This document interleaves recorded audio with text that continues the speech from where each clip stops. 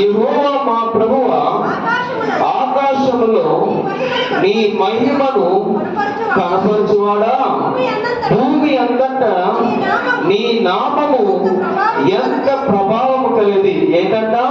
భూమి అంతటి మీద ఆయన నామం ఎంత ప్రభావం కలదు దేవా అని దావీదు ఈ రీతిగా కీర్తన రాస్తూ వస్తున్నాడు.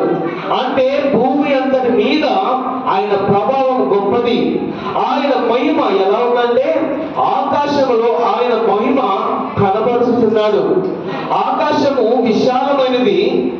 ఆకాశము చాలా విశాలంగా ఉంటది. అంతటి విశాలమైన ఆకాశము ఎలా ఉండదో ఆయన మహిమ కూడా ఎలా ఉందంట? అలా ఉన్నది, విశాలంగా ఉన్నది. భూమి మీద, భూమి అంతటా ఆయన ప్రభావం శక్తిగా ఉన్నది. అలాంటి ప్రభావం కలిగిన, అలాంటి మహిమ కలిగిన దేవుడు మనలను ఏ రీతిగా ఉంచాడంటే ఆయన అంతటి మహిమ కలవాడు, ఆయన అంతటి ప్రభావం కలవాడు. ఆకాశము భూమిని సృజించిన దేవుడే, నక్షత్రాలను, చంద్రులను మరియు సూర్యులను సృష్టించింది దేవుడే. అంతటి గొప్ప గొప్ప వాటిని సృష్టించిన దేవుడు మానవుడిని ఏ రీతిగా సృష్టించాడంటే 5వ వచనంలో మనం చూస్తే 4వ వచనం చూడండి. 4వ వచనం చూడండి. నీవు మనుషులను వాడు ఏ పాటి వాడు? మనుషులని జ్ఞాపకము చేసుకోవడానికి వాడు ఏ పాటి వాడు? నీవైతే ప్రభావం కలిగిన వాడు, నీవైతే మహిమ కలిగిన వాడు. నీవు భూమి ఆకాశాలను సృజించి ఉన్నావు. నీవు చంద్రులను, నక్షత్రాలను, సూర్యుని సృష్టించావు. ఈ భూమిని సృష్టించావు కదా ప్రభువా. అలాంటి అద్భుతమైన వాటిని సృష్టించావు. అలాంటి అద్భుతమైన వాటిని సృష్టించినప్పుడు మనుష్యుడు ఏ పాటి వాడు అంటే దేవుడు ఏం చేశాడంటే, చదవండి 5వ వచనం చూద్దాం. దేవుని కంటే వారిని కొంచెము చేసి ఉన్నాడు. మహిమ ప్రభావంతో వానికి కిరీటము ధరింప చేసినాడు. హల్లెలూయా, హల్లెలూయా. ఏం ధరింప చేస్తున్నాడంట? మహిమ ప్రభావంతో వానికి కిరీటము ధరింప చేసుకున్నాడు. నిజమే, ఆయన ప్రభావము గొప్పది, ఆయన మహిమ గొప్పది. ఆయన భూమి ఆకాశము సృజించున్నాడు. చంద్రుడిని, సూర్యుని, నక్షత్రాలను సృజించున్నాడు. అలాంటి గొప్ప గొప్ప వాటిని సృజించినప్పుడు మనుషుని గురించి ఆలోచించడా, మనుషుడు ఎట్టివాడు? తక్కువవాడు కదా. కానీ అలాంటి మనుషులకు దేవుడు ఏమిచ్చారంటే కిరీటం ఇచ్చాడు. మహిమ ప్రభావంతో కూడిన కిరీటం ఇచ్చాడు. అంతేనా? మరియు వాటిని అన్నిటి మీద అధికారం ఇచ్చాడు. 8వ వచనం చూద్దాం. సముద్ర మార్గములలో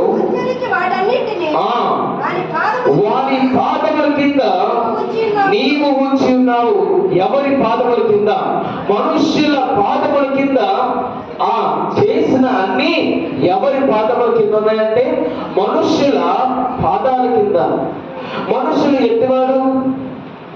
అవన్నీ చేసావు కదా ప్రభువా. నీవు మహిమ కలిగిన వాడువు, నీ ప్రభావము గొప్పది, భూమి మీద నీ ప్రభావము గొప్పది, నీవు మహోన్నతుడువు. మహోన్నతుడైన దేవుడు ఏం చేశాడంటే మనుష్యుల కొరకు, మనుష్యులకు ఏమిచ్చాడంటే మహిమ ప్రభావంతో కూడిన కిరీటం ఇచ్చాడు. అంతేనా? మరియు వాటి అన్నిటి మీద అధికారము ఎవరికి ఇచ్చారంటే మనుష్యులకు మాత్రమే దేవుడు ఇచ్చున్నాడు. అలాంటి మహిమ నీకు ఇచ్చారు, అలాంటి ప్రభావం నీకు ఇచ్చారు. దేవుడు మన యొక్క కరుణ చూపుతున్నాడు. దేవుని యొక్క కృప మన దగ్గర ఉన్నది. దేవుడైతే మహిమా ప్రభావం కలిగిన దేవుడు. అలాంటి మహిమా ప్రభావం కలిగిన దేవుడు మన కొరకు ఏం చేశాడంటే మనకు కిరీటం. ఎలాంటి కిరీటం అంటే మహిమా ప్రభావం కలిగిన కిరీటంతో మనలను అలంకరించున్నాడు. అంతేనా? అంతేకాకుండా ఈ భూమి మీద ఉన్న ప్రతి దాని మీద మనకు అధికారము దేవుడు ఇచ్చున్నాడు. అలాంటి ప్రభావం కలిగిన దేవుడు, అలాంటి మహిమ కలిగిన దేవుణ్ణి మనం ఏ రీతిగా స్తుతిస్తున్నాం, ఏ రీతిగా ఆయన నామమును సన్నుతిస్తున్నాం, ఏ రీతిగా ఆయనకు మనం కృతజ్ఞతాస్తుతులు చెల్లిస్తున్నాం. ఆయన మహిమ చాలా గొప్పది. ఆయన ప్రభావము భూమి అంతటి మీద ఉన్నది. అలాంటి మహిమ ప్రభావం కలిగిన దేవాది దేవుని ఈ రోజు మీరు ఏ రీతిగా ఆరాధిస్తున్నారు, ఈ రోజు మీరు ఏ రీతిగా ఆయన నామమును ఆరాధిస్తున్నారు, ఏ రీతిగా మీరు ఆయన ప్రభావమును కనపరుస్తూ వస్తున్నారు. ఏ రీతిగా ఉన్నది మనం ఆరాధన, ఏ రీతిగా ఆయన నామమును ఏ రీతిగా మనం కనపరుస్తున్నాం. ఆయన మహిమ కలిగిన వాడు, ఆయన ప్రభావం గొప్పది.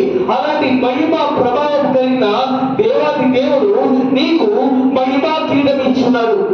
మహిమా కిరీటం ఇచ్చి ప్రతి దాని మీద నీకు అధికారం ఇస్తే మీరు ఏ రీతిగా దేవుణ్ణి ఆరాధిస్తున్నారు, ఏ రీతిగా ఆయనను గణపరుస్తున్నారు, ఏ రీతిగా ఆయన నామములు కీర్తిస్తున్నారు. ఏది మన ప్రార్థన, ఏది మన భక్తి, ఏది మన నీతి, దేవుని ఎందున్న భయభక్తుల స్థితి ఏ రీతిగా ఉంటుంది, మన ప్రేమ ఏది, మన భయభక్తుల స్థితి ఏది, ప్రార్థన ఏది. మహిమా ప్రభావము కలిగిన కిరీటము ప్రతి మనుషులకు దేవాది దేవుడు అనుగ్రహించున్నాడు. భూమి మీద ప్రతి దాని మీద మనుషులకి అధికారం ఇచ్చాడు. అలాంటి అధికారం కలిగిన మీరు ఆ దేవాది దేవుణ్ణి ఏ రీతిగా కృతజ్ఞతాస్తుతులు తెలుస్తున్నారు. మన కృతజ్ఞతాస్తుతులు ఏవి? ఆయన నామమును ఆరాధిస్తున్నామా, ఆయన నామమును కీర్తిస్తున్నామా, ఆయన మహిమను కనబరుస్తున్నామా? ఏ రీతిగా మనం జీవిస్తున్నాం? క్రైస్తవులుగా జీవిస్తున్నాం అంటే సరిపోదు కదా. శీర్షిక క్రైస్తవులు అని చెప్తే సరిపోదు. మన యొక్క ప్రేమ ఏది, మన యొక్క ప్రార్థన స్థితి ఏది, మన భక్తి ఏది, ఆయన నామమును ఆయన ప్రభావమును ఏ రీతిగా మనము కీర్తిస్తున్నాం, ఏ రీతిగా ఆరాధిస్తున్నాం. వినుచున్న దైవ జనాంగమా, భూమి అంతటి మీద ఆయన ప్రభావం గొప్పది. దావీదు మహారాజు, ఆయన రాజు ఏ రీతిగా దేవుని ఆరాధిస్తున్నాడు, ఏ రీతిగా కీర్తన రాస్తున్నాడు. ఆఖరి వచనం, యెహోవా మా ప్రభువా, భూమి అంతటి నీ నామము ఎంత ప్రభావం కలిగింది. ప్రభువా నీ యొక్క నామం ప్రభావం కలిగింది, నీ యొక్క మహిమ గొప్పది, నీ యొక్క శక్తి గొప్పదయ్యా అని దావీదు మహారాజు ఆయన కీర్తన రాస్తూ వస్తున్నాడు. మరి మీరు ఏ రీతిగా ఆయన నామమును ఆరాధిస్తున్నాడు, ఏ రీతిగా ఆయనను కీర్తిస్తున్నాడు, ఏ రీతిగా ఆయన నామమును గణపరుస్తున్నారు. మనము ఆయన చూపవలసిన భక్తి ఏది, ప్రేమ ఏది, నీతి ఏది, ప్రార్థన స్థితి ఏమవుతుంది? మనం ఏ రీతిగా జీవిస్తున్నాం? ఆయన మహిమ కలిగిన వాడు, ఆయన ప్రభావం గొప్పది. ఆయన భూమి ఆకాశము సృజించున్నాడు, చంద్రులను సూర్యులను నక్షత్రాలను సృజించున్నాడు. ఆకాశం ఎలా ఉన్నదో ఆయన మహిమ కూడా ఆ రీతిగా ఉంచి మీకు మహిమ ప్రభావం కలిగిన కిరీటం మీకు ఇచ్చున్నాడు కదా. మరి మీ యొక్క కృతజ్ఞత స్థుతులేవి, మీకు కృతజ్ఞత భావం ఏది? మీరు ఆయన నామను కీర్తిస్తున్నారా, ఆయనను ఆరాధిస్తున్నారా, కృతజ్ఞత స్థుతులు చెల్లిస్తున్నారా?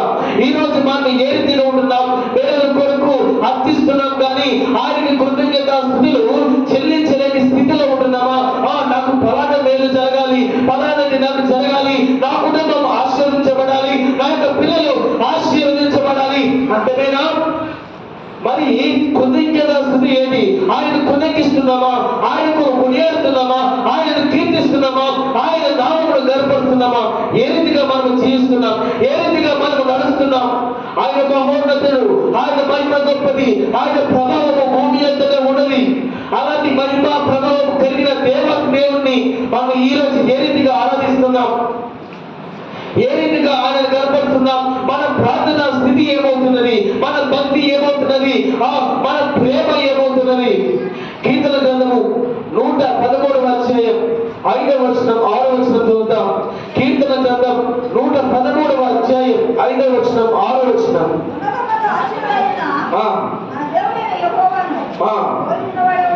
పోలి ఉన్నవాడు ఆయన భూమి ఆకాశములను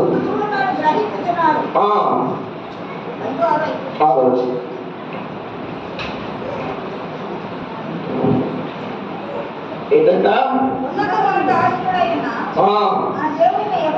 మన దేవుడైన యెహోవా పోలి ఉన్న వాడెవడు? ఆయన భూమి ఆకాశములను వంగి చూచు అనుగ్రహించున్నాడు. ఆయన చూసినప్పుడు ఏమవుతుంది? అదే 8-9 కూడా చదవండి. ఆయన నేల నుండి దరిద్రులను లేవనెత్తువాడు, పెంట కుప్పల మీద నుండి చాలండి. ఏంటంట?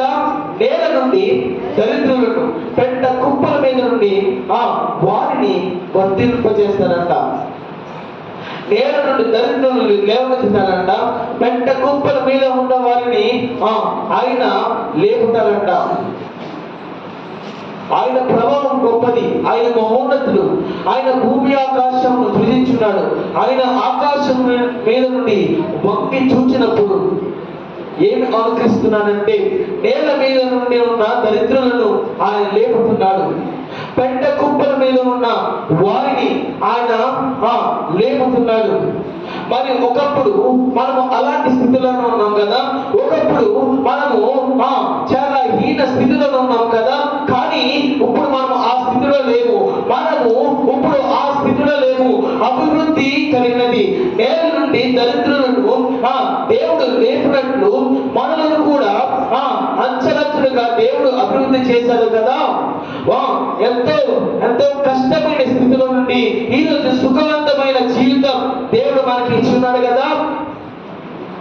వారానికి 100 సంపాదించి ఉండవచ్చు ఒక కాలంలో 20 సంవత్సరాల క్రితం. ఈరోజు వారానికి 3,000, కొంతమంది 5,000, కొంతమంది 10,000 సంపాదిస్తూ ఉండవచ్చు. మరి అలాంటి ఆశీర్వాదం మీరు పొందుకున్నారు కదా. ఒకనొకప్పుడు చాలా తక్కువే, మన పరిస్థితి చాలా హీనమైన స్థితి. కానీ ఇప్పుడు అలా లేదు కదా. పెంట కుప్పల మీద నుండి వారిని లేవనెత్తినట్లు మనలను కూడా లేవనెత్తాడు కదా. నేల నుండి దరిద్రులను లేవనెత్తినట్లు మనలను కూడా అభివృద్ధి పరిచాడు కదా. మరి అందరి ఆశీర్వాదమును పొందుకున్న మీరు, అందరి దీవులను పొందుకున్న మీరు ఆయనను ఎలాగ ఆరాధిస్తున్నారు? ఆయన కృతజ్ఞతాస్తుతులు ఏ రీతిగా చెల్లిస్తున్నారు? దావీదైతే అంటున్నాడు, ఆయన మహిమ గొప్పది, ఆయన ప్రభావం గొప్పది అని అంటున్నారు. ఆయన ప్రభావం బట్టి, ఆయన మహిమను బట్టి మనలను వర్ధిల్లింప చేసుకున్నాడు. మనకు ఆయన కిరీటమును ధరింప చేసుకున్నాడు. మరి అలాంటి వారిలో ఉన్న మనము ఎందుకు ఆయన మహిమను ఎందుకు ఆరాధిస్తాం లేదు? మరి ఎందుకు ఆయనకు చెందవలసిన కృతజ్ఞత స్తుతులను మనము ఎందుకు ఇవ్వడం లేదు? మనలో ఎందుకు భక్తి జీవితము రోజు రోజుకు దిగజారుతుందంటే ఎందుకు? మన భక్తి జీవితం ఏది? మన ప్రార్థనా స్థితి ఏది? మన భయభక్తులు కలిగిన జీవితం ఏది? విశ్వాస జీవితం ఏది? ఆత్మీయ స్థితి ఏది? ఏ రీతిగా ఉంటున్నాం? ఒకనొకప్పుడు నిజముగా హీన దశలు ఉన్నప్పుడు చేసిన ప్రార్థన, ఆ దశలో ఉన్నప్పుడు దేవుని చూపిన భయభక్తులు, ఆ దశలో ఉన్న ఆత్మీయత, ఆ యొక్క స్థితిలో ఉన్న విశ్వాసం నేటి దినాల్లో మనకు ఉంటుందా? నేటి దినంలో అలాంటి విశ్వాసం ఉంటుందా? నేటి దినంలో అలాంటి ఆత్మీయ స్థితి ఉంటుందా? అలాంటి ప్రార్థన జీవితం ఉంటుందా? అలాంటి మహిమ కలిగిన పరిచర్యలో మనం పాల్గొంటున్నామా? లేదు. ఓడిపారిపోయిన జీవితాల్లోనికి మనం వెళ్ళిపోతున్నాం. ఎందుకు అలాంటి స్థితిలోకి వెళ్ళకూడదు? దావీదు మహారాజు, ఆయన రాజు ఆయన రాజు ఉంటున్నాడు. ప్రభువా, నీ మహిమ గొప్పది, నీ ప్రభావం గొప్పదయ్యా, నీ మహిమ భూమి అంతటి మీద ఉన్నది, నీ యొక్క ప్రభావం భూమి అంతటి మీద ఉన్నది ప్రభువా అని కీర్తిస్తున్నాడు. ఆయనను ఆరాధిస్తున్నాడు, ఆయనను భజిస్తున్నాడు. మరి ఏది మన యొక్క ప్రార్థనా స్థితి? ఏది? ఆయన మహిమను మనం ఆరాధిస్తున్నామా? ఆయన నామం మనం కీర్తిస్తున్నామా? ఆయనకు చెందవలసిన ఆరాధనను ఆయనకి ఇస్తున్నామా? పేర్లు పొందుకుంటున్నాం, అనేకమైన వాటి మీద విజయం సాధిస్తున్నాం. కానీ ఆయనకు చెందవలసిన కృతజ్ఞత, ఆయనకు ఇవ్వవలసిన కృతజ్ఞత స్థుతులు మనము ఆయనకి ఇస్తున్నామా? ఆయనకు చెందవలసిన మహిమ ప్రభావమును మనం ఇస్తున్నామా? ఎలాంటి స్థితిలో ఉన్నామో మనమే చేసుకోవాలి. మీ హృదయానికి తెలుస్తుంది, నేను ఇంతకు ముందు ఏ రీతిగా జీవిస్తున్నానో, ఈ రోజు నేను ఏ రీతిగా జీవిస్తున్నానో నీకే స్పష్టంగా తెలుస్తుంది. మీ యొక్క జీవితం మీకు స్పష్టంగా తెలుస్తుంది. ఇంతకుముందు నేను ఏ రీతిగా జీవించాను, నా యొక్క విశ్వాస జీవితం ఏ రీతిగా ఉన్నది, నా యొక్క ఆత్మీయ స్థితి ఏ రీతిగా ఉన్నది, నా యొక్క ప్రార్థన అనుభవం ఏ రీతిగా ఉన్నది, ఈ రోజు ఏ రీతిగా ఉన్నది, నా యొక్క ప్రార్థన ఏది, నా యొక్క ఆత్మీయత ఏది, నా యొక్క విశ్వాసం ఏది అని నీకే తెలుస్తుంది. ఏది నీ యొక్క ప్రార్థన స్థితి, ఏది నీ యొక్క ఆత్మీయ స్థితి, ఏది నీ యొక్క విశ్వాసం. ఈ రోజు మనము ఆయనను ఆరాధిస్తున్నామంటే ఆయన మనలను లేవనెత్తి ఉన్నాడు. లేవనెత్తి ఒక గొప్ప ఉన్నతమైన స్థానంలో దేవుడు మనల్ని ఉంచున్నాడు. మరి ఆయనకు చెందవలసిన కృతజ్ఞతాస్తుతులను మనం చెల్లించాలి కదా. సజీవ యాగముగా ఆయన చెల్లించాలి కదా. ఆయన మహిమను మనం ఆరాధించాలి. ఆయన మహిమ ప్రభావమును మనం కీర్తించాలి కదా, చాటి చెప్పాలి కదా. మరి ఏది మన యొక్క ప్రేమ, మన యొక్క విశ్వాసం ఏది, మన యొక్క ఆత్మీయ స్థితి ఏది, ఏ రీతిగా ఉంటున్నాము? ఎవరికి వారే అది ఒక క్వశ్చన్ మార్క్. ఎవరికి వారే వారు మారు మనసు చెందాలి. దినదినాభివృద్ధి చెందాలంటే, ఆశీర్వదించబడాలంటే, పేరులు పొందుకోవాలంటే, పేరులు పొందుకోవాలంటే, ఆశీర్వాదం పొందుకోవాలంటే, ఆయన కృప మన మీద ఉండాలంటే మనము ఆయన మహిమను, ఆయన ప్రభావమును, ఆయన నామమును ఆరాధించాలి. ప్రతి విషయంలో కృతజ్ఞతాస్తుతులు చెల్లించాలి. మరి ఆయన కృతజ్ఞతాస్తుతులు చెల్లిస్తున్నామా? ఆయనకి చెందవలసిన కృతజ్ఞతను మనము ఆయనకు చెల్లిస్తున్నామా? మన యొక్క ప్రార్థన జీవితం, భయభక్తుల స్థితి ఏ రీతిగా ఉంటుంది? ఆయన ఎందు ఉంచవలసిన ప్రేమ ఏ రీతిగా ఉంటున్నాం? లోకంలో ఉంటుందా మన ప్రేమ, లేదంటే ఆత్మీయత స్థితిలో ఉంటుందా మన ప్రేమ? ఏ రీతిగా ఉంటుంది మన ప్రేమ? మన హృదయం ఏ వైపు తిరుగుతుంది? లోకం వైపు తిరుగుతుందా? దేవుడి వైపు తిరుగుతుందా? దేవుడి వైపు తిరిగితే నీకు కిరీటం వస్తుంది. దేవుడి వైపు తిరిగితే నీకు దినదినాభివృద్ధి చెందుతావు. ఒకవేళ లోకం వైపు ఉంటే అలాంటి అభివృద్ధిలోకి మనం వెళ్ళాం కదా. లోకం వైపు, పాపం వైపు ఉంటే మనకు అభివృద్ధి ఉండదు, మనలో అభివృద్ధి ఉండదు, మనలో నూతనమైన స్వభావం ఉండదు, మనలో రూపాంతరం ఉండదు. రోమీయులకు రాసిన పత్రిక 12వ అధ్యాయం 1వ వచనం చూద్దాం. రోమీయులకు రాసిన పత్రిక 12వ అధ్యాయం 1వ వచనం. కాబట్టి సహోదరులారా, దేవునికి అనుకూలమైన సజీవ యాగముగా శరీరములను ఆయనకు సమర్పించుకొనుడని దేవుని వాత్సల్యమును బట్టి ఇప్పుడు బతిమాలుకుంటున్నాను. ఇంటి సేవ మీకు యుక్తమైనది. మీరు ఈ లోక మర్యాదలను అనుసరింపక ఉత్తమమును, అనుకూలమును, సంపూర్ణములైన దేవుని చిత్తమేదో పరీక్షించి తెలుసుకున్నట్లు ఈ మనస్సు మారి నూతన మగుట వలన రూపాంతరం పొందుడి. హల్లెలూయా, హల్లెలూయా. ఎలాగంట? సజీవ యాగముగా మన శరీరములను ఆయనకు అర్పించుకోనంట. తన వాత్సల్యమును బట్టి మనము సజీవ యాగముగా ఆయన ఎందుకు ఒప్పుకోవాలంట. ఎలాగంట? ఉత్తమముగాను, అనుకూలముగాను, సంపూర్ణముగాను దేవుని చిత్తమేదో పరీక్షించి తెలుసుకుంటే ఏమవుతుందంట? మన యొక్క హృదయం, మన యొక్క మనస్సు నూతనమయ్యి రూపాంతరం పొందుతాదంట. రూపాంతరము పొందుతాదంట. అంటే గొంగలి పురుగు ఏమవుతుంది? బటర్ఫ్లై అయినట్లుగా, సీతాకోక చిలుక అయినట్లుగా, గొంగలి పురుగు సీతాకోక అయినట్లుగా రూపాంతరం చెందుతాం. ఎప్పుడు? సజీవ యాగముగా ఏం చేయాలి? సజీవ యాగముగా, ఉత్తమముగాను, అనుకూలముగాను, సంపూర్ణముగాను ఏం చేయాలంటే ఆయనను పరీక్షించి, ఆయన యందు ఉండి, ఆయన నామమును కీర్తించి, ఆయన నామమును ఆరాధించి అయినప్పుడు ఏమవుతుందంటే నూతన పరచబడతాం. నూతన పరచబడి ఏమవుతా? రూపాంతరం పొందుతాం.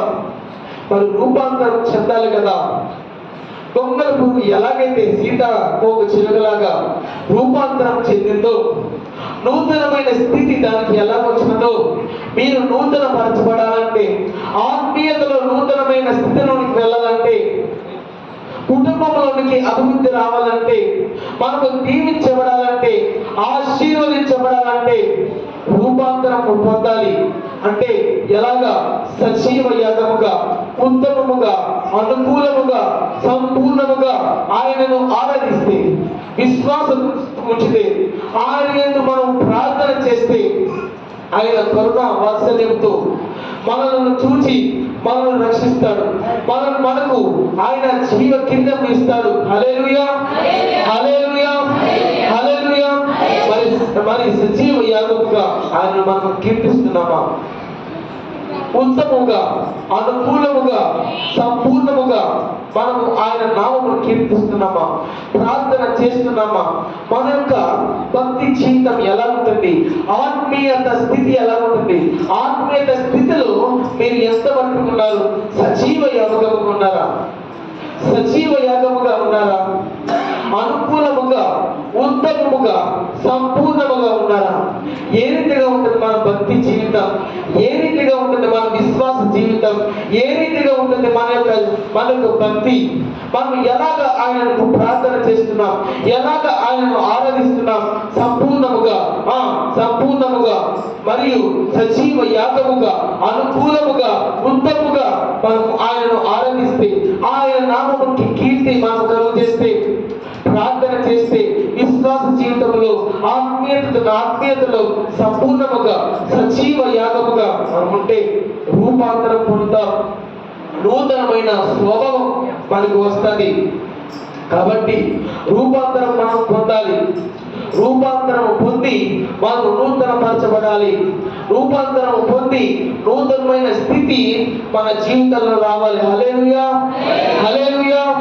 అదే రోమీయులకు రాసిన పత్రిక 11వ అధ్యాయంలో 12వ వచనం చదువుదాం. వారికి రోషము పుట్టించుటకై 10-12 చదువుదాం. 10-12. ఎలాగో ఉంది నీ బ్రతుకు, ప్రభురాకడకి రాగలవా, పరలోకం చేరగలవా. ఎలాగో ఉంది నీ బ్రతుకు, ప్రభురాకడకి రాగలవా, పరలోకం చేరగలవా. సంసోనలాగా బందీ అయినావా, కోరమావులాగా ఎదురు తిరిగావా.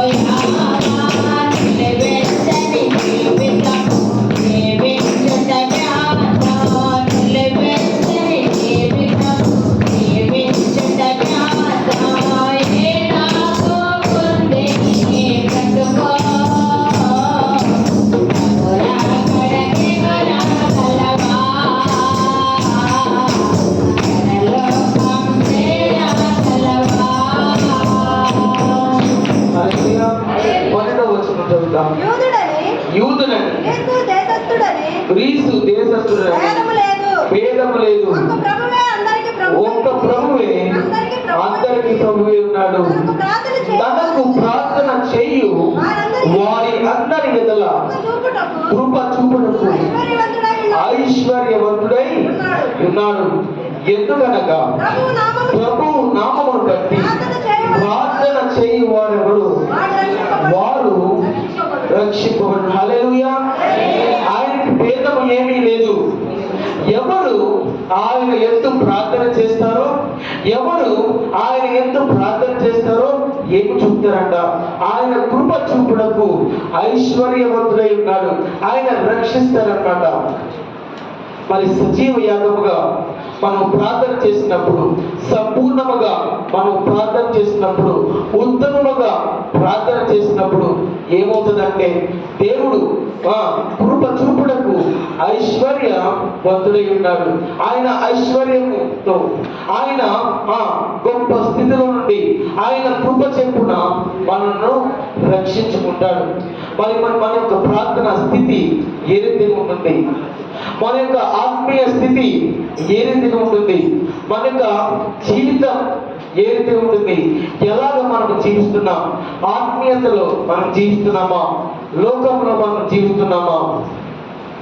ప్రార్థన చేస్తే ఎవరు ఆయన ఎందుకు ప్రార్థన చేస్తారో దేవాది దేవుడు అంటున్నాడు, ఆయన కృప చేత ఐశ్వర్యవంతుడై ఉన్నాడు.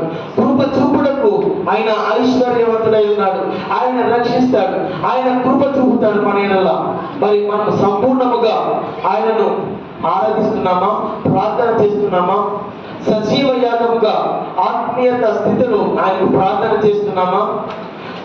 ఉత్తమముగా ఆయనకు ప్రార్థన చేస్తున్నాము. కనుక ఈరోజు మన స్థితి ఏ రీతిగా ఉంటుంది?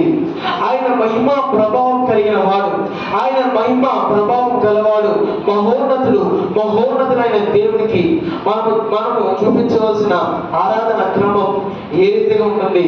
మన యొక్క ప్రార్థన స్థితి, విశ్వాస జీవితం, ఆత్మీయత స్థితి ఏ రీతిగా ఉంటుంది? కనుక మనం ప్రార్థన చేస్తే ఆయన రక్షించేవాడు, ఆయన ప్రార్థన చేయు వారందరికీ ఆయన కృప చూపువాడు. మనం ప్రార్థన చేస్తే మనకు విజయం వస్తుంది. మనము ప్రార్థన చేస్తే ఆయన ప్రార్థన చేస్తే ఆయన కృప ద్వారా మనల్ని రక్షించుకుంటాడు. మనం ప్రార్థన చేయకుండా, మనకు విశ్వాసం లేకుండా, ఆత్మీయత స్థితి మనలో లేకుండా, ఆయన మీద ప్రేమ లేకుండా, ఉత్తమమైన స్థితి మనలో లేకుండా, సంపూర్ణమైన స్థితి మనలో లేకుండా, మనకు మేలు జరగాలంటే ఎలా? ఉత్తమమైన ప్రార్థన లేకుండా, సంపూర్ణమైన ప్రార్థన లేకుండా, ఆయన ప్రార్థన లేకుండా ఉంటే మరి మనకు రక్షణ కలుగుతుందా? మనకు జవాబులు వస్తాయా? ప్రార్థన లేకుండా, విశ్వాసం లేకుండా, ప్రేమ లేకుండా దేవుడు నాకు చేయలేదంటే అది కుదరదు కదా, అది తప్పే.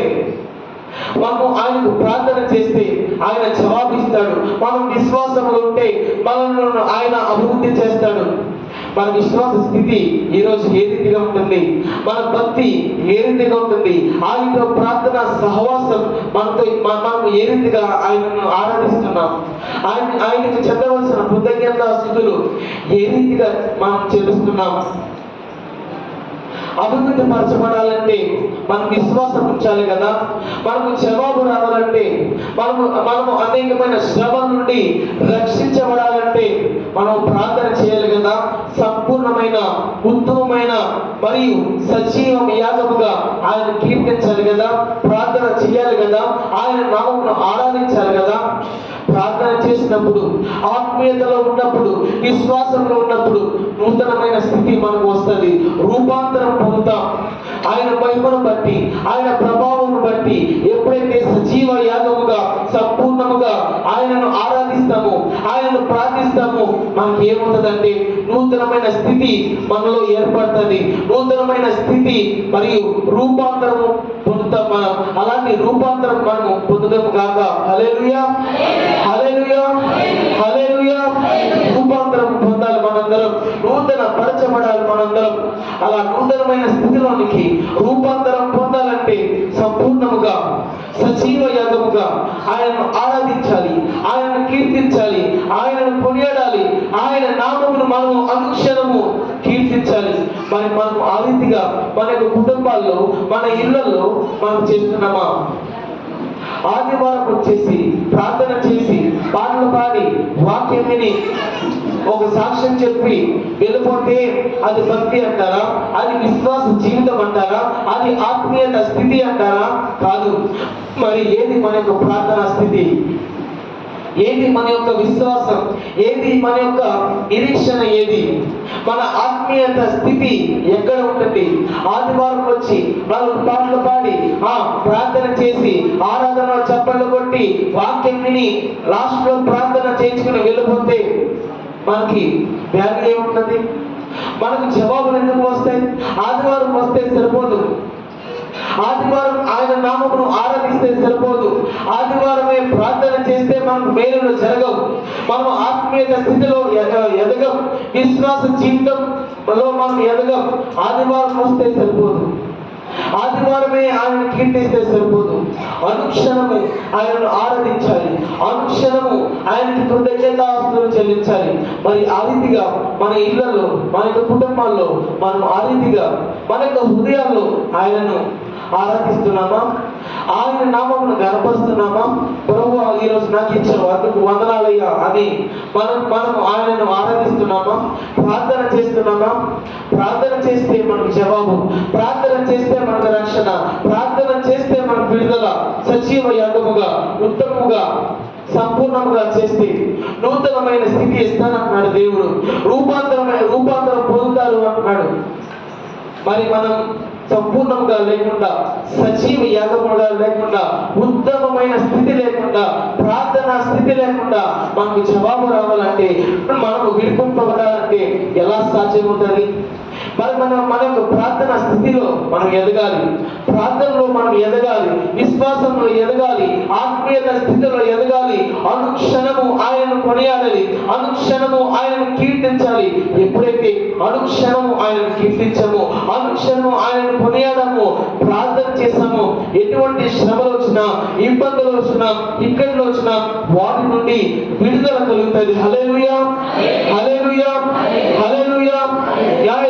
న్యాయాధిపతుల గ్రంథము 14వ అధ్యాయం 14వ వచనం. న్యాయాధిపతుల గ్రంథము 14వ అధ్యాయం 14వ వచనం. కాగా అతడు బలమైన దానిలో నుండి తీపి వచ్చును, తిను దానిలో నుండి తిండి వచ్చినను. 3 దినములలోగా చాలండి. బలమైన దానిలో నుండి ఏమొచ్చిందంట? తీపి వచ్చింది. తిని దానిలో నుండి తిండి వచ్చింది. అక్కడ ఆ యొక్క సింహము కళేబరం నుండి ఏమొచ్చిందంట? తేనె వచ్చింది. ఆ యొక్క కళేబరం నుండి ఏమొచ్చింది? మధురమైన తేనె వచ్చింది. ఈ యొక్క ప్రపంచంలో అత్యంత మధురమైనది ఏదంటే జుట్ట తేనె. కాబట్టి అలాంటి కళేబరం నుండి, అలాంటి కుళ్ళిపోయిన దాని నుండి, పనికిరాని దాని నుండి ఏమి వచ్చిందంటే తినదగిన తిండి, అనగా తీపి తేనె వచ్చింది, మధురమైనది వచ్చింది. నీకు స్థితి ఎలాగా మార్చబడాలంటే కళేబరంలో ఉన్నది తీపిగా మార్చబడింది. అలాగే నిష్ఫలంగా ఉన్న స్థితి ఫలభరితముగా మార్చబడాలంటే కళేబరము నుండి తీపి వచ్చింది. ఆ రీతిగానే బలహీనమైన స్థితిలో నుండి, నిష్ఫలమైన స్థితిలో నుండి ఫలభరితముగా మనం మార్చబడాలంటే, ఫలములు పొందుకున్న వాడుగా మనం ఉండాలంటే మనము ఏ రీతిగా మన యొక్క ప్రార్థనలో సంపూర్ణముగా ఉండాలి, ఆత్మీయతలో సంపూర్ణముగా ఉండాలి, సజీవ యాగముగా ఆయనను ఆరాధించాలి. ఎప్పుడైతే ఇవి చేస్తామో మనలో ఏమవుతుందంటే రూపాంతరం, నూతనం. కళేబరం నుండి ఏమొచ్చిందంటే తీపి వచ్చింది, అనగా నూతనమైనది, రూపాంతరం పొందింది. ఇంతకు ముందు అది దరిద్రమే, ఇంతకు ముందు అది పనికిరానిది, దాని దగ్గర విపరీతమైన కొంపు వచ్చింది. కానీ అది ఏమైందంటే తినదగిన తేనె, తీపి వచ్చినది. ఆ తీపి ఎంత మధురంగా ఉంటది. కనుక మీరు కూడా ఇంతకు ముందు మీరు కూడా హీన దశలో ఉండవచ్చు, ఈనాడైనా మీరు హీన దశలో ఉండవచ్చు, అనేకమైన శ్రమలు అనుభవిస్తూ ఉండవచ్చు, ఆత్మీయతలో సరైన స్థితిలో లేకపో ఉండవచ్చు. నీవు సజీవ యాగముగా, ఎప్పుడైతే నీవు ఆ స్థితిలో ఉన్నప్పుడు సజీవ యాగముగా ఆయనను ఆరాధిస్తే, సంపూర్ణముగా ఆయన యందు విశ్వాసం ఉంచితే, ప్రార్థన చేస్తే, ఆ యొక్క కళేబరము నుండి తీపి ఏ రీతిగా వచ్చినదో మీరు కూడా రూపాంతరం చెందుతారు. రూపాంతరం పొంది మీకు నూతనమైన మనస్సు వస్తుంది. హల్లెలూయా, హల్లెలూయా. మీరు అలా పొందుకోవాలి. అనేకమైన దీవుల చేత మీరు మంచి ఫలాలు పొందుకోవాలి. ఒకవేళ నిష్ఫలమైన స్థితిలో ఉండవచ్చేమో, మీరు ఫలభరితముగా మార్చబడాలంటే సజీవ యాగముగా, సంపూర్ణముగా, ఉత్తమముగా ఆయనను ఆరాధించి, ఆయనను కొనియాలి, ఆయనను కీర్తించి మనము ఆయనకి చెందవలసిన మహిమ ప్రభావమును ఆయనకి ఇస్తే కళేబరం నుండి తినదగిన తీపి వచ్చినట్లుగా, మధురమైన తేనె వచ్చినట్లుగా మీ జీవితాలు కూడా మధురముగా మార్చబడతాయి.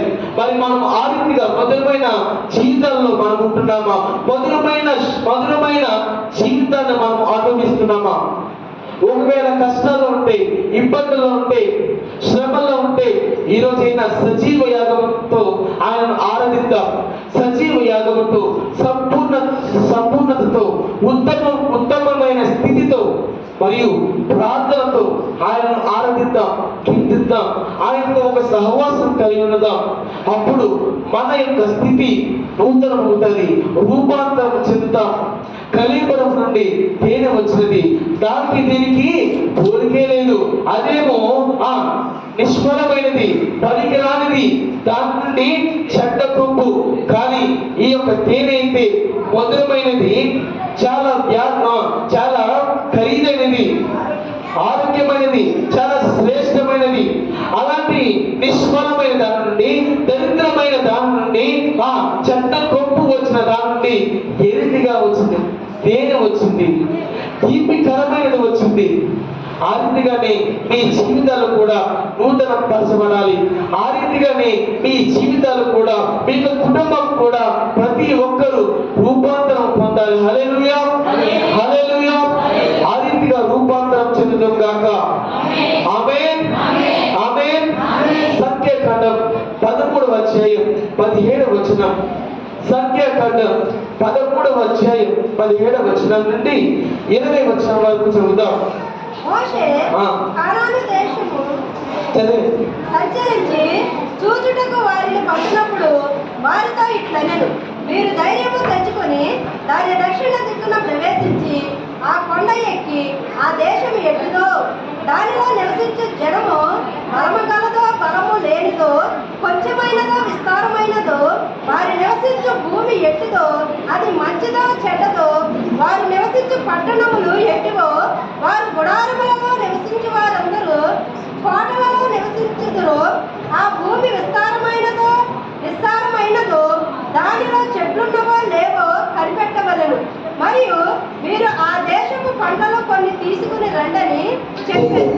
అది ఇక్కడ ఏమైందంటే మోషే 12 గోత్రముల నుండి 12 మందిని ఎంచుకొని, వారిని అంటే గోత్రము చెప్పి ఒక్కొక్కరిని తీసుకొని 12 మందిని పాలు తేనె ప్రవహించి దేశానికి వెళ్ళి మీరు వేగి చూచరండి, మీరు అక్కడికి వెళ్ళి కనిపెట్టండి ఆ దేశం ఎలా ఉన్నదో, ఆ ప్రాంతం ఎలా ఉన్నదో, అక్కడ పొలాలు ఎలా ఉన్నాయో, భూములు ఎలా ఉన్నావో, ఆ గుడారాలు ఎలా ఉన్నాయో, అక్కడ ఉన్న నీరు ఎలా ఉన్నదో, ప్రతి దానిని గమనించి మీరు ఆ దేశంలో ఉన్న కొన్ని పండ్లను తీసుకుని రండి అని మోషే చెప్పి ఉన్నాడు.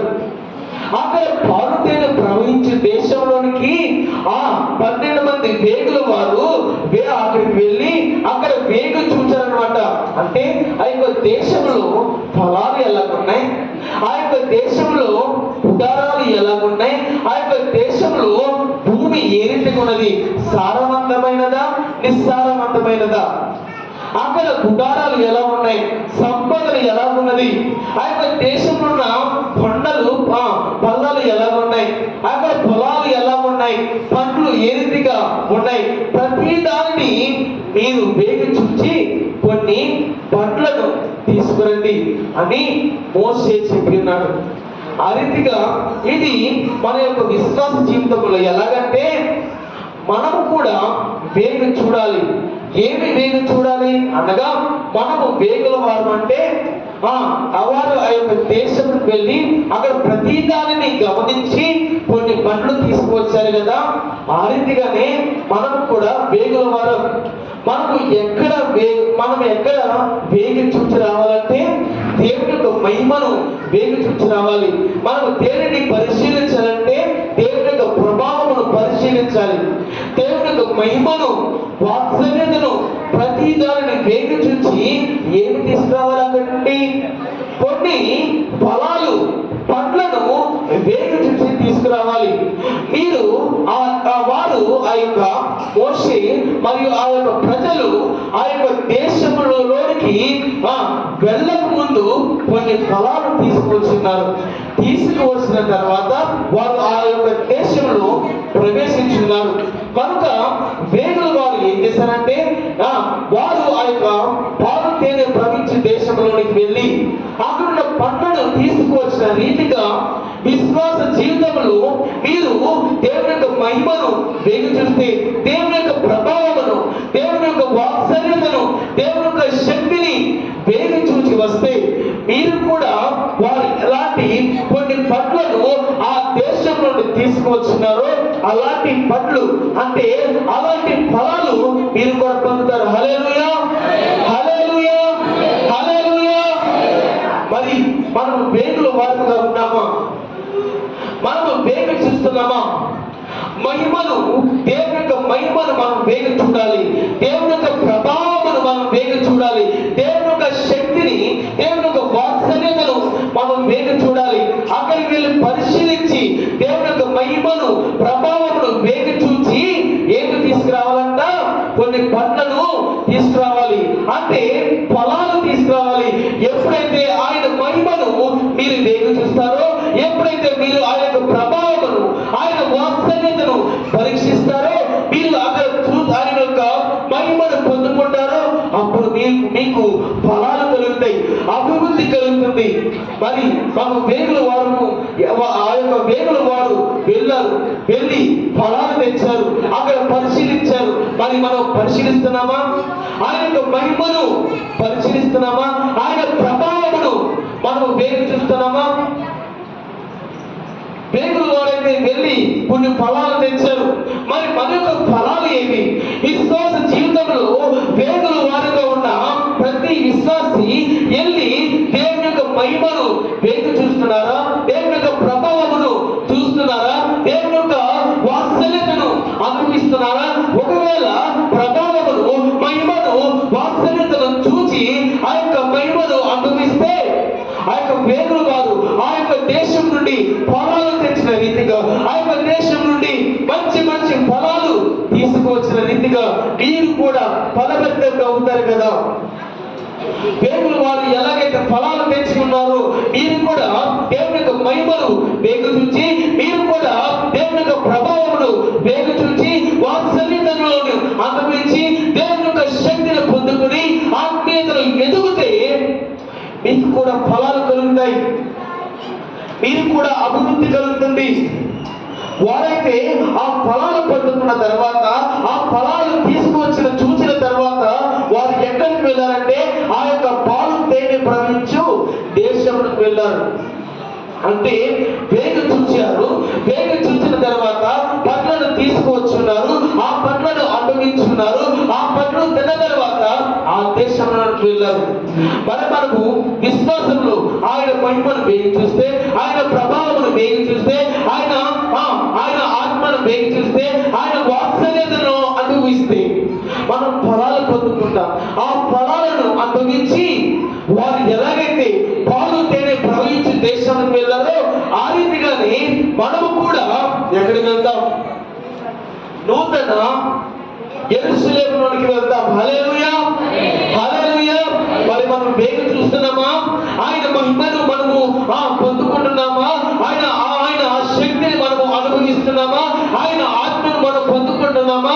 ఆయన ప్రభావంలో మనము దినదినము అభివృద్ధి చెందుతున్నామా? వేగుల వారైతే వెళ్ళారు, పరిశీలించారు, దేశమంతా వేగి చూశారు, పండ్లను తీసుకొచ్చున్నారు, ఆ పండ్లను అనుభవించున్నారు. ఆ పండ్లు అనుభవించిన తర్వాత వారు ఆ దేశంలోకి వెళ్ళారు. మరి మీరు కూడా వేగుల వారి దేవుని మహిమను అనుభవిస్తే, దేవుని యొక్క ప్రభావమును అనుభవిస్తే, శక్తిని పొందుకుంటే, ఆత్మను పొందుకుంటే ఏమవుతుందంటే మంచి మంచి శ్రేష్టమైన ఫలాలు ఆ యొక్క దేశం నుండి వారు ఫలాలను తీసుకువచ్చిన రీతిగా ఆకాశం నుండి దేవుడు ఆయన అత్యున్నత సింహాసనం మీద నుండి మీకు ఫలాలు ఇస్తారు కదా. మరి అలాంటి ఫలాలు పొందుకోవాలి కదా. అలాంటి ఫలాలు పొందుకొని వాటిని ఆస్వాదించినప్పుడు, వాటిని అనుభవించినప్పుడు ఏం చేయాలి? ఆ దేశంలోకి వెళ్ళాలి. 30 వచనం చదువుదాం. అప్పుడు మోషేయు ఇశ్రాయేలు కాలేబు మోషే ఎదుట 30 వచనం. కాలేబు మోషే ఎదుట జనులను నిమ్మలపరిచి మనము నిశ్చయముగా వెలుదము, దాని స్వాధీనపరచుకుందాము, దాని జయించుటకు మన శక్తి చాలునను కాలేబు అంటున్నాడు. కాలేబు అక్కడికి వెళ్ళి వేగి చూశాడు. అక్కడ ఫలాలు పొందుకున్నారు వారు.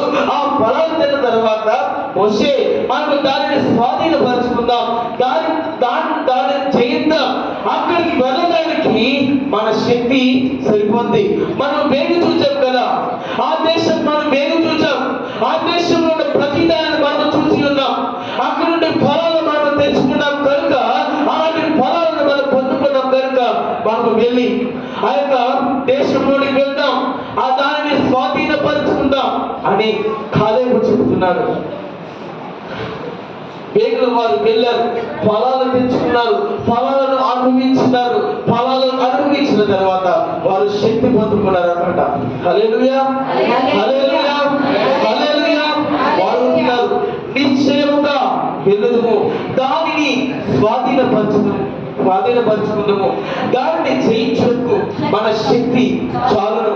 వారు వెళ్ళారు, వేగు చూచారు, ఫలాలు తెచ్చారు, ఫలాలు అనుభవించారు. ఫలాలు అనుభవించిన తర్వాత ఏమంటారంటే దానిని స్వాధీనపరచుకున్నటకు మన శక్తి చాలు, దానిని స్వాధీనపరచుకుందాం, దానిని నిశ్చయముగా మనం స్వాధీనపరచుకుని చేద్దామంటున్నారు. మరి ఈ రోజు విశ్వాసులుగా వేగుల వారు ఉన్న మీరు దేవుని మహిమను పొందుకుంటే, దేవుని ప్రభావం పొందుకుంటే, దేవుని యొక్క ఆత్మను పొందుకుంటే, దేవుని యొక్క వాత్సల్యతను మీరు పరీక్షించి తెలుసుకుంటే ఏమవుతుందంటే మీరు ఫలాలు పొందుకుంటారు. ఎప్పుడైతే ఆ ఫలాలు వారు తిరిగి ఉన్నారో వారికి శక్తి వచ్చింది. అందుకే దేవుని యొక్క మహిమ ప్రభావం వాత్సల్యతను మీరు పొందుకున్నప్పుడు మీకు మంచి మంచి ఫలాలు వస్తాయి. ఆ ఫలాలు మీరు భుజించినప్పుడు, ఆ ఫలాలు మీరు పొందుకున్నప్పుడు ఏమవుతుందంటే వారు ఆ దేశంలోకి వెళ్ళి మోషే మనం స్వాధీనపరచుకుంటా, మన శక్తి సరిపోద్ది అని చెప్తున్నారు. మరి ఈ రోజు మీరు చెప్పగలరా, నేను పరలోక రాజ్యంలోకి వెళ్ళడానికి నా శక్తి సరిపోద్ది అని మనం చెప్పగలమా? నేను దేవుని యొక్క మహిమను చూచాను, దేవుని యొక్క ప్రభావమును చూచాను, దేవుని యొక్క వాత్సల్యతను చూచాను, దేవుని యొక్క శక్తిని నేను పొందుకున్నాను, ఆత్మీయత స్థితిలో ఎదిగాను అని మీరు చెప్పగలరా? ఫలాలు పొందుకున్నాను, ఫలాలు అనుభవించాను, ఫలాల ద్వారా నేను నా యొక్క శక్తి ద్వారా ఆ యొక్క పరలోక రాజ్యం నేను వెళ్ళగలను అని మీరు చెప్పగలుగుతారా? మీరు అలాంటి విశ్వాసం ఆ స్థితి మీరులో ఉందా? వేగుల వారికి ఉన్న యొక్క స్థితి ఏ స్థితిగా ఉంటుంది? వారు వెళ్ళారు, ఫలాలు తెచ్చారు, ఫలాలు అనుభవించారు, ఆ యొక్క దేశంలో స్వాధీనపరుచుకున్నారు, వారి శక్తి సరిపోయిందంట. మరి మీరు పరలోక రాజ్యం వెళ్ళడానికి మీకు ఆత్మీయత స్థితి, మీకు ప్రార్థన, మీకు భక్తి జీవితం, మీకు విశ్వాసం సరిపోద్దా? ముందు వేగు చూస్తున్నామా? ఆయన మహిమను, ఆయన ప్రభావమును, ఆయన వాత్సల్యతను, ఆయన శక్తిని వేగు చూస్తున్నామా? వేగు చూస్తే ఫలాలు పొందుకుంటాం. హల్లెలూయా, హల్లెలూయా. వేగు చూస్తే ఫలాలు పొందుకుంటాం. ఫలాలు పొందినప్పుడు ఆ ఫలాలను అనుభవిస్తే శక్తి వస్తుంది. శక్తి ద్వారా మనం దాన్ని జయించవచ్చు. హల్లెలూయా, హల్లెలూయా. చివరిగా ప్రకటన గ్రంథం 21వ అధ్యాయం 23-24 వచనాలు చదువుదాం. ఆ పట్టణములో ప్రవేశించుటకై సూర్యుడైనను చంద్రుడైనను దానికి అక్కరలేదు. దేవుని మహిమయే దానిలో ప్రవేశించుచున్నది. దానిలో ప్రవేశించుచున్నది. గొర్రెపిల్లయే దానికి దీపము. దానికి దీపం. హల్లెలూయా. ఆ పట్టణంలో ఏముందంట? దేవుని యొక్క మహిమ ఉన్నదంట. గొర్రె పిల్లి దానికి దీపం అంట. ఆ యొక్క పరలోక రాజ్య పట్టణాలలో ఏంటంటే దేవుని యొక్క మహిమే ఉందంట. ఆ యొక్క దేవుని యొక్క మహిమే ప్రకాశవంతంగా ఉన్నదంట. అక్కడ సూర్య చంద్ర నక్షత్రాలు లేవు, కానీ దేవుని యొక్క మహిమ ఉన్నది. ఆ మహిమే ఆ యొక్క పరలోక రాజ్యం అంతటి మీద మహిమ, దేవుని యొక్క మహిమ ఉన్నది. గొర్రె పిల్లే దానికి దీపం. మరి అలాంటి దేశంలో మనం వెళ్ళాలి కదా. అలాంటి దేశంలోనికి మనం ప్రవేశించాలంటే మంచి ఫలాలు పొందుకోవాలి. మంచి ఫలాలు పొందుకోవాలంటే వేగి చూడాలి. దేవుని యొక్క మహిమను వేగి చూడాలి. దేవుని యొక్క ప్రభావం వేగి చూడాలి. దేవుని యొక్క శక్తిని, ఆత్మను వేగి చూసినప్పుడు ఫలాలు పొందుకుంటాం. ఆత్మీయమైన ఫలాలు పొందుకుంటాం. అభివృద్ధికరమైన ఫలాలు పొందుకుంటాం. మరి అలాంటి ఆత్మీయ ఫలాలు మనం పొందుకుంటున్నామా? కాబట్టి వేగి చూద్దాం. ఆ వేగులు వారు ఆ యొక్క దేశంకి వెళ్ళి ఒక గొప్ప ఫలాలు తీసుకువచ్చిన రీతిగా ఈ రోజు మనకు కూడా ఆయన మహిమను, ఆయన ప్రభావమును, ఆయన శక్తిని, ఆయన ఆత్మను మనం వేగి చూస్తే మనకు కూడా ఫలభరితంగా మార్చబడతాం. హల్లెలూయా, హల్లెలూయా. అలాంటి ఫలాలు పొందుకున్నప్పుడు వారు అంటున్నారు, మోషే ఆ యొక్క దేశం వెళ్ళడానికి మన శక్తి సరిపోద్ది, మనం స్వాధీనపరుచుకుందాం అని చెప్తున్నాడు. ఆ యొక్క పట్టణంలో ఎలా ఉన్నదంటే దేవుని యొక్క మహిమ ఉన్నది. ఆ యొక్క పట్టణంలో గొర్రె పిల్ల దీపం ఉన్నదంట. ఆ యొక్క పట్టణంలో వీధులన్నీ బంగారంతో చేయబడినాయంట. ఆ యొక్క పట్టణంలో 12 గుమ్మములు ఉన్నాయంట. ఆ యొక్క పట్టణంలో 12 గుమ్మాలకు 12 ముత్యములు ఉన్నాయంట. అలాంటి అద్భుతమైన పట్టణంలో వెళ్ళాలంటే మనకు శక్తి ఉండాలి కదా. మనము ఒక నీతి క్రియ కలిగి వెళ్ళాలి కదా. ఫలాలు పొందుకోవాలి కదా. మనము కూడా దేవుని యొక్క శక్తి చేత అలాంటి ప్రదేశానికి వెళ్ళాలి కదా. ఆ యొక్క పరలోక రాజ్యం నిషిద్ధమైనది ఏది ప్రవేశించదు కదా. మరి నిషిద్ధమైనది ఏది ప్రవేశించదు అంటే ఫలాలు లేని వారు ఎవరు ప్రవేశించరు. మరియు దేవుని యొక్క మహిమను చూడలేని వారు, దేవుని యొక్క ప్రభావమును అనుభవించలేని వారు, ఆత్మను పొందుకోలేని వారు, లోకంలో జీవిస్తున్న వారు, నిషిద్ధమైన వారు ఎవరు ఆ యొక్క రాజ్యంలో ప్రవేశించారు కదా.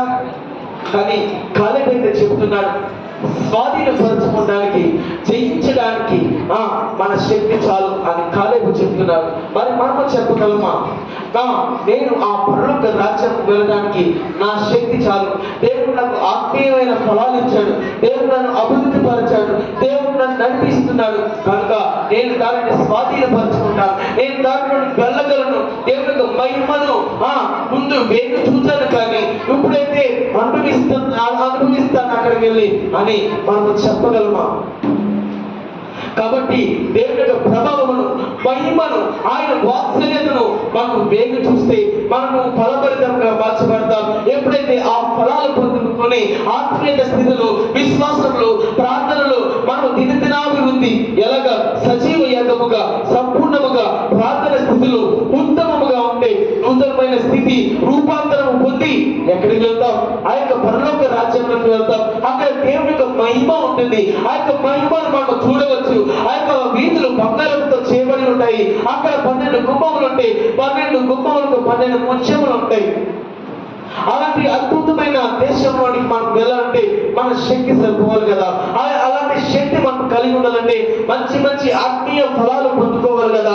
ఆత్మీయ ఫలాలు పొందుకోవాలంటే మహిమను మనము పొందుకోవాలి. దేవుని శక్తిని, ప్రభావమును మనం అనుభవించాలి. నిషిద్ధమైనది లోనికి వెళ్ళాలి.